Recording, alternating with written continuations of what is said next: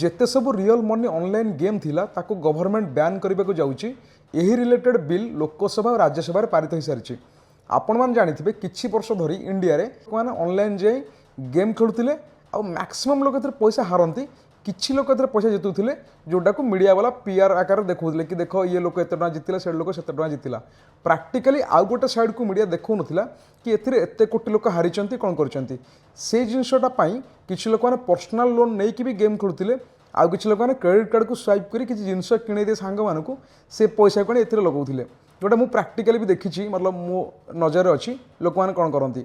आउ एई सब जिनस को देखि किछि लोक माने मते सुसाइड भी करचंती लोन नबा परे तो यही सब जिनस को देखि गवर्नमेंट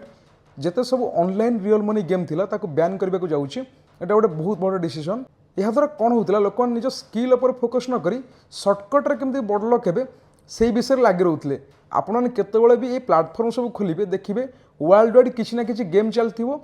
आपने किसी पैसा लगे टीम बनइबे तापर आपको लगे कि आपने कोटिपति थे प्रैक्टिकली बहुत ही कम लोक जीतती आउ कोटी कोटी लोक पैसा हारती तो से सब को दृष्टि रखी गवर्नमेंट को बैन कर देछि तो यहाँ गोटे भल डिसीजन।